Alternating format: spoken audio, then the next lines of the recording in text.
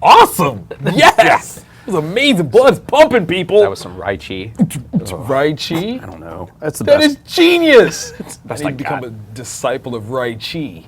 Yeah. Infomercial DVDs are in the works. In the works. Billy Blanks, you're done, man. You are done. Ladies and gentlemen, welcome to a brand new episode of Black, White, and Red All Over. I'm Victor Dandridge. I'm Ryan, and I'm sober. And this is Blood is pumped up now. I got a sick burn going on. I'm so mad at y'all. That was so messed up. They had me. Oh my God. Okay. This was an interesting week. yes. Of books. It's a very small week, but it's also the 5th week in a 5-ship Yes, week indeed. month. Yes, indeed. I mean, obviously, we're coming off of Batman v Superman being the big talk the weekend. Interestingly enough, we still got some variant covers promoting that this week. So that's, shout out to Aquaman for that one. But we didn't really go super heavy on the DC side of things. I know I did. Yeah, I mean, it's when DC does a lot of, they'll ship annuals, Right. and miniseries, and very few of their actual ongoings during the 5th week, so not a lot of offerings to choose from. Got you. We kind of went a little safe, so it's not bad. Let's see, where do you want to go? We did two the same. Yes. And then we deferred. Yes. So where do you want to go? Where do you want to start?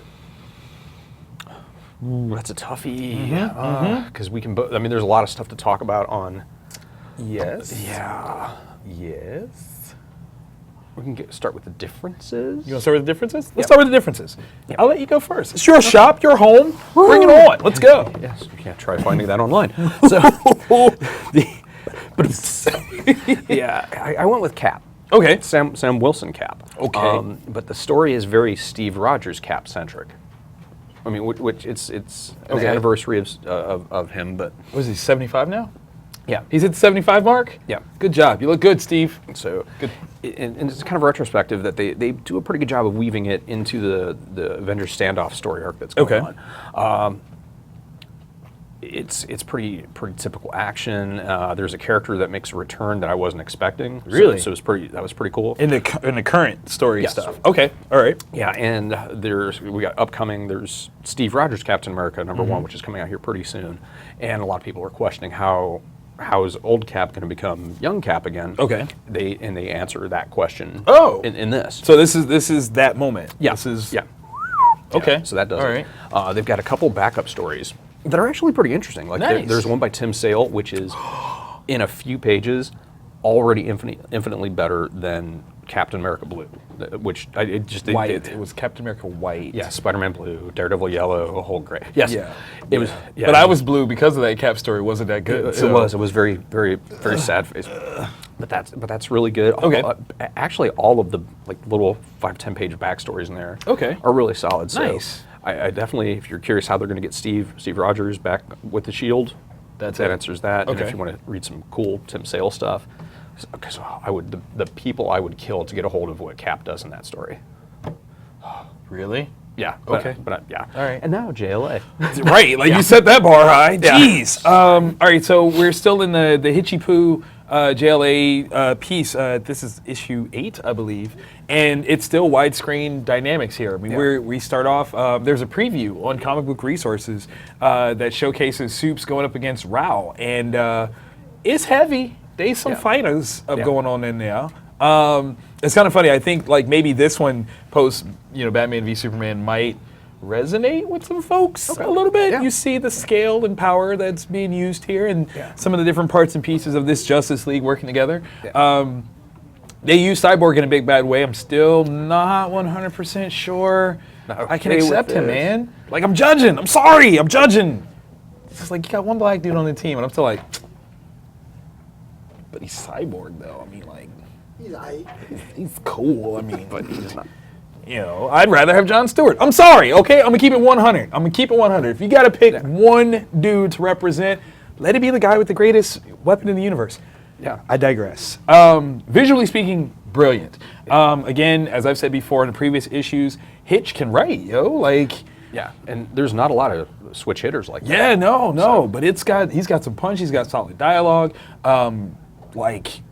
Obviously, the way that he can break down a page visually, he can write one too, and it is fun. So, I need this to have that oversized treatment that they've been giving books lately. please. Please. I needs it. Oh, that'd be amazing. $20 per or whatever. Just It doesn't matter. Just Give give it to us. Give it. Yeah. You could sell it. I would buy it. So, Yeah. ta-da, market. I'm just saying. But yeah, overall, really solid. I don't know how much longer it's going to go, but this seems to have like a very, secluded feel. Yeah. Granted, it's got the right players to this, Justice League incarnation, but it still feels separated from anything else that's going on, which is kind of fun right now. I like it. Yeah, and you don't have to worry. By doing that, you don't have to worry about continuity. No. You just tell a story Tell the that's story. good. What you want to say? What you want to do? There it is. Yeah. Jazz hands. Magic. Okay, so where do you want to go first? Look, I'll save you. I'll do this for you. We'll go X-Men. Okay. First. We'll go X-Men first. That's fair. that's very fair. I didn't read the first volume of this, so I didn't know what exactly to expect. And then when I started reading, I was like, oh my god, it's the cartoon. Yeah. Like it's Saturday morning cereal. Yay. And very much like the cartoon, and there's like no weird twist to make it dark or anything. Like no, it's just straightforward. It's just straight up. But then I have to admit, it got better than what I thought it was going to be. Yeah. Like now, all right, hold on. I know we don't do spoilers, but I have a gripe. I have a legitimate gripe. First page, people. First page. You got this awesome introductory letter.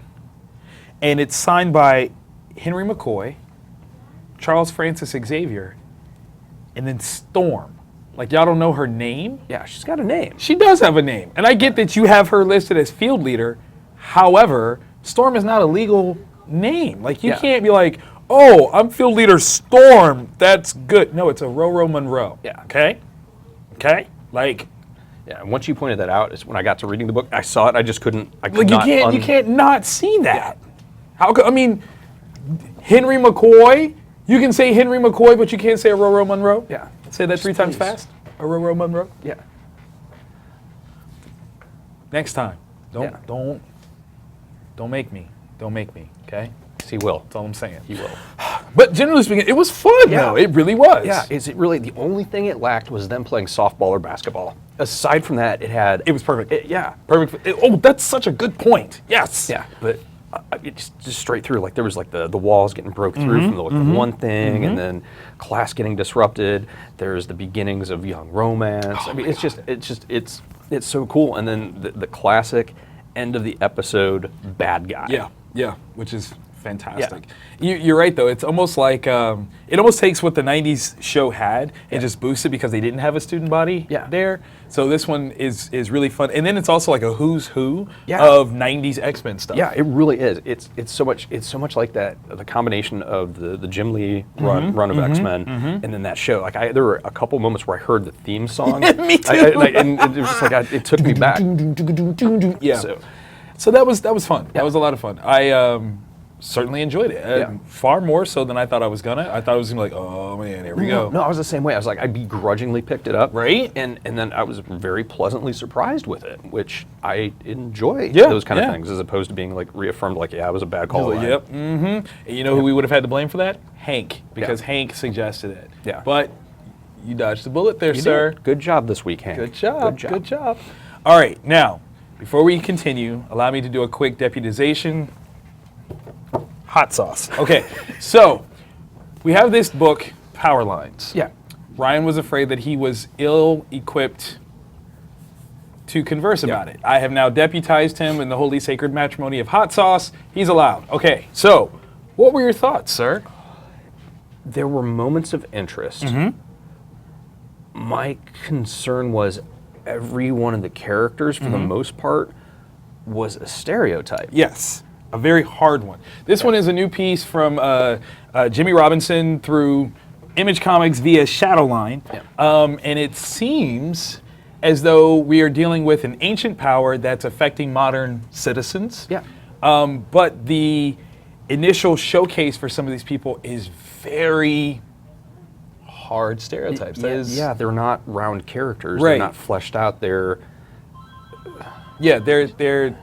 cookie cutter almost. Yeah, they're tropes. They're I wouldn't even give them archetypes because that's too much characterization in that one. One of them, no, there's many of them that are very hard to swallow. One of them might rub you far worse. Yeah, there's a hard R. Yeah, there's a hard R that is mentioned, and it's like. Yeah. But I mean, at the same time, there's a couple of GAs that really, I'm like, really? Why do we have to? Yeah. You know. So it's interesting. I'm curious as to where it's going. Yeah, because if they flesh out the characters and make them more than just stereotype for this part, stereotype for this part, and then really play up the social and economic boundaries, which is like the big thing, Right. And that's what sold me in the book when I initially ordered it. If they really build up on that, and then the differences that people experience on those sides, something really cool can come from it. Yes. I almost feel like this could be. All right, walk with me on this one. All right. So I'm a big fan of the movie Chronicle.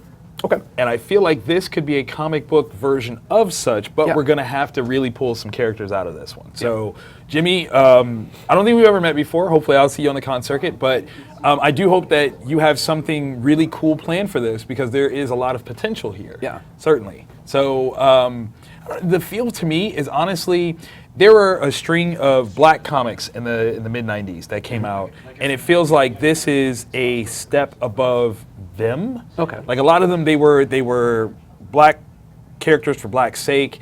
This one is trying to take a step beyond it, but it hasn't moved a lot farther where I would like to see as a mature reader. Yeah. So, but we'll see. Yeah. We'll see. You know, I'm not dispelling. I mean, give it a shot. I gave it a shot just because I was like, what is this? You know, I was curious. Yeah. You know. Because the characters, I mean, you immediately identify them. Right. So there is that. Right. I don't know. Issue 2, I'm definitely reading. Yeah. Got to read that. Got to read that. I'll be honest. I had a semi-personal stake in this one. I know that a book that I've written is getting relaunched under another imprint, and I was curious if this was going to have a similar tie to it. Yeah. It doesn't, so I'm not going to say anything yet. Ha ha ha ha. But I was just curious. You know, I was like, is the market now becoming saturated with this kind of material? Is this something I should address with the new publisher? Yeah. Let them know what's going on. But no, I think it's going to ride on its own. It's not anything to kind of be like, oh no, but. Maybe a tandem purchase could be suggested. Maybe we'll see. I mean, this one is a little heavier, and Like the time is right for it. Like yes, Marvel with the diversity that Marvel's got going. Yes. We'll see. Okay. We'll see. Yeah, I agree. Some pretty good reads though. Like Yeah. overall, it's nothing I read and I was like, "Whoa, flip table, kick stuff." No, not this It was week. good. It was good. Honorable mentions. I've got 2. You've got 1. Can I go first? Yes. Yeah. So first one I want to shout out is Daredevil. Super excited. I'm on a Daredevil kick right now. Just coming off of season 2. I had thoughts on that. I did. I had thoughts, and I would love to share. I'm giving it some time just in case, But obviously, no matter what my thoughts were, I came through. Obviously, I'm repping. And I also have another reason that you're going to be so mad at me for, but I'll tell you later. But yeah, this was awesome. Like, I'm just jumping in, straight up clean. You know how I like to do sometimes, but it's Chucky Soul, so I'm already there. And I mean, you've got Ron Garney on artwork, so And it's like this weird balance. Like it's very Frank Miller-esque, but it's not. still Ron. It is so Ron, and it's such a the color schemes of it is so unique, and it's something that is just vivid. Yeah. I don't know any other way to describe it other than vivid. So this is my first one. What'd you take? I went with self-storage. That sounds. It's actually fantastic. 6-issue miniseries. Okay. These people that own a self-storage company. There is a zombie outbreak that is kind of beginning, and what they're doing is they're trapping the zombies in the self-storage units. Nothing can possibly go wrong with that, right? And they've got a plan to either sell it to the government or to open it up as a caged hunting thing where you can hunt. It's brutal, it's violent, it's gory, and I loves just because. Wow. Looking at the artwork,